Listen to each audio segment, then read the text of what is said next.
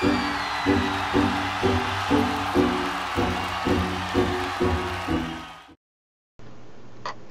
guys, so as you can see, I finally finished the Werewolf deck. Let me just go ahead and real quick just tell you guys how this video is going to be formatted. So you can see these 4 cards. These are actually 2 of the day and 2 of the night of the exact same card.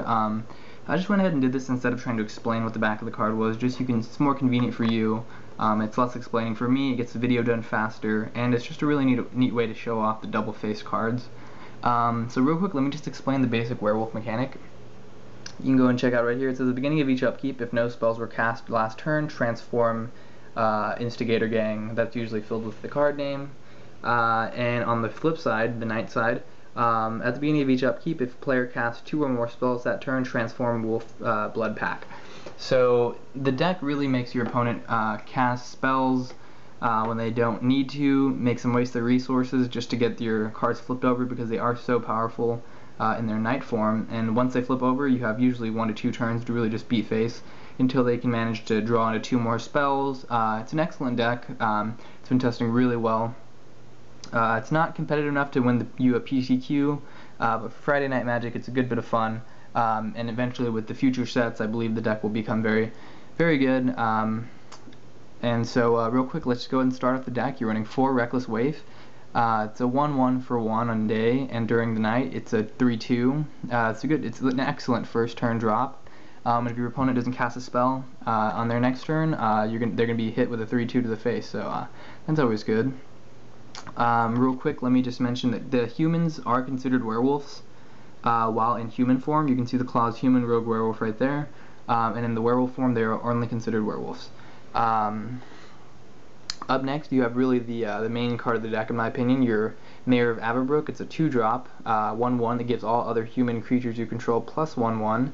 On the flip side, other werewolf creatures and wolf creatures you control get plus 1/1. And at your instep, generate a 2/2 token onto the battlefield. It's a 2/2 wolf token, which would, with his bonus, become a 3/3. It's an excellent card.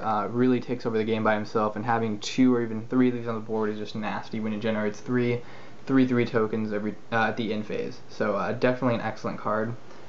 Up next, probably the best card in the deck in my opinion, you have your 4 Daybreak Rangers. On the day side, they're a 2/2 for 3 that can tap to deal 2 damage to a target creature with flying. It's excellent because this deck does not run any way to really get rid of flyers other than the burn spells. And on top of that, just dealing 2 damage to a flyer before it gets big later. I know there's a bunch of creatures like the illusion things. I believe they do get targeted. Actually, they do. So it'll blow up the illusions. I mean, it's just an excellent card. This deck really is hard pressed to get rid of flyers, so that's excellent. And the night side, you get an even better effect for red and tapping it. Sorry about that. For red and tapping it, you get to fight target creature. And fight mechanic is basically you deal damage equal to your power to each other. So it's dealing at least 4 damage to a creature that you get to target for a red and just tapping it. It's an excellent mechanic. I've had 2 or 3 of these out and it's just like disgusting. I mean, you're just blowing up whoever you want, you're getting rid of their big threats, you're getting rid of basically the creatures that are going to end the game for you, those smaller creatures that they don't want to block with or attack with. Gets rid of those out of your way, and it gets rid of flyers as well. It's even better. Next up we have a 4 Kruin Outlaw for 3 mana, 2 of which being mountain. You can get a 2/2 first strike, and when it transforms, it has an excellent effect of being a double strike, and each werewolf you control can't be blocked except by 2 or more creatures. That is an excellent card. This card plus Instigator Gang when flipped is game. So real quick, let me just go ahead and show you guys Instigator Gang. Its effect is it's a 4-drop. Attacking creatures you control get plus 1/0, and it's a 2/3. And on the flip side, it's Trample. Attacking creatures you can control get plus 3/0, and it's a 5/5. So when he attacks, he becomes an 8/5. And with him and her on the board, he'll pump her up to a 6/3 with double strike, which is 12 damage, and he does 8 damage by himself. So if your opponent chooses not to block you, and you have a Moonmist in hand, you can go ahead and activate your Moonmist, flip him, and deal 20 damage for lethal. Speaking of which, you have Moonmist. Transform all humans. Prevent all combat damage that would be dealt this turn by creatures other than werewolves and wolves. It's a great offensive card, it's a great defensive card, and it's a 2-drop, and it's an instant, which is excellent for the theme of the deck, not wanting to cast spells on either your turn or only wanting to cast on your opponent's turn. So yeah, it's definitely the key card of the deck. Up next, another crucial card that many builds fail to run, Full Moon's Rise. I understand the logic behind not running Full Moon's Rise, as it is, in my opinion, better suited for a sideboard card. However, with the amount of chump blocking going around lately, with just green-white humans being able to chump block you with, you know, spirit tokens or other tokens that they can generate for literally nothing, the ability to give your werewolves +1/0 and trample is just excellent. That combined with basic board wipe, the ability to regenerate your wolves for 2 is just amazing. So yeah, definitely one of the best cards in the deck in my opinion. Up next is just a personal tech of mine, 2 Noxious Revival. Basically, Noxious Revival lets you put a target card from the graveyard to the top of the owner's library. Good for reusing your Moonmist, good for using your Full Moon's Rise, good for using just basically any card in the deck. Right now, I am considering taking this card out for Phyrexian Metamorph. I haven't done as much testing with that as it has with this. This has been testing excellently. It basically gives me 6 copies of Moonmist or an extra burn spell when I need it. But Phyrexian Metamorph is extremely good for copying any werewolf, excuse me. And I have ordered them, and I will test those when they come in. That'll probably be in the next deck tag. I'll go ahead and put those in over these. But right now, these have been testing out extreme. So the other half of the deck is a burn spells. You do run burn spells just to A, either push for lethal, B, destroy their cards before they become a threat, or C, just to kind of clear the way for your big guys to get in. For example, if they don't have like 2 blockers on the field, you can just incinerate one of them, and then they can't block any of your creatures basically because they have to be blocked by 2 or more werewolves. Just real good utility. So for burn, I'm running 8 burn spells. I'm running 3 shock, 2 incinerate, and 3 Brimstone Volley. Brimstone Volley is just extremely good for taking care of Titans once you chump block. It's extremely good for pushing for lethal. I know plenty of times I've gotten in there, they blocked a wolf token or they blocked a, you know, something smaller, and then you just Brimstone Volley for game, which is awesome. It's a 3 CMC. Worst case scenario, you can deal 3 damage, and it does come in handy. So the only thing in this deck that I haven't really gotten to really perfect is my burn suite. If you guys want to help me with that, I'd really appreciate it. So I'm running 3 shock, 2 incinerate, and 3 Brimstone Volley. Any help on that would be greatly appreciated.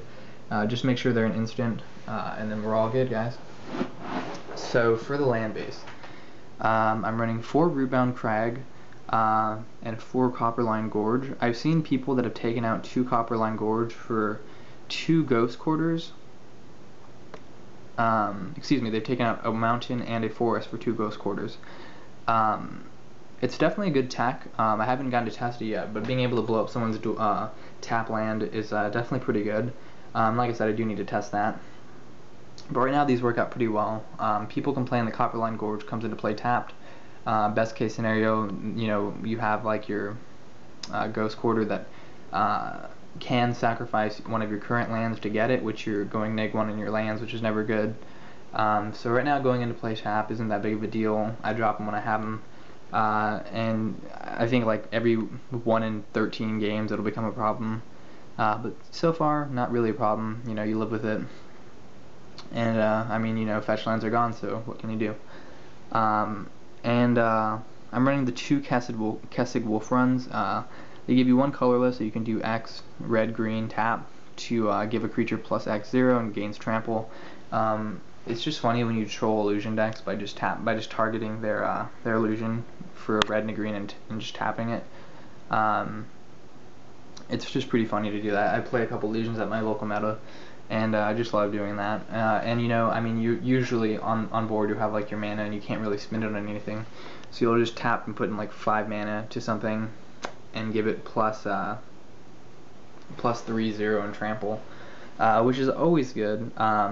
I mean, giving that additional +3, it'd have the +1. It might even have a +3 from Wild Blood Pack, and then the +1/1 from Howlpack Alpha. It just really sums up the deck. I mean, you're swinging with huge things all the time, and it's just awesome. So for the basic lands, Sorry I couldn't fit them all. I think I'm running 6 forests and 8 mountains. Yeah, 6 forests and 8 mountains, bringing it to 60 cards. If you guys have any suggestions for the deck, just let me know. I don't believe I've seen any werewolf decks on YouTube. I think I've seen 1 or 2, but I don't think they were complete. I think they were just from box openings. So if you guys have any questions or comments about the deck, if you'd like to know the strategy, you want to know how it works, you want to see my mana curve graphs, feel welcome to just message me, and I'll be more than happy to send you all that information. It tests out extremely well. I found that in my testing, I'm usually swinging for game on turn 5 or 6, which with some of the speed of the human decks might not seem as attractive as you would think, but when you do really have a lot of good ways to control the board, their threats are pretty good, but they're forcing, you're forcing them to block with 2 creatures, or giving all your creatures plus 3/0 and trample and regenerating them, and spawning wolf tokens to chump block, and giving your guy plus X0 and trample, and just burning their stuff before it becomes huge. So the deck is extremely fun. I love the transform mechanic. It's extremely awesome. You're forcing them to play out their hand, or basically just get slapped in the face by your werewolves. So I think that's it, guys. Thanks for watching. Rate, comment, subscribe. Let me know what you guys think of the deck.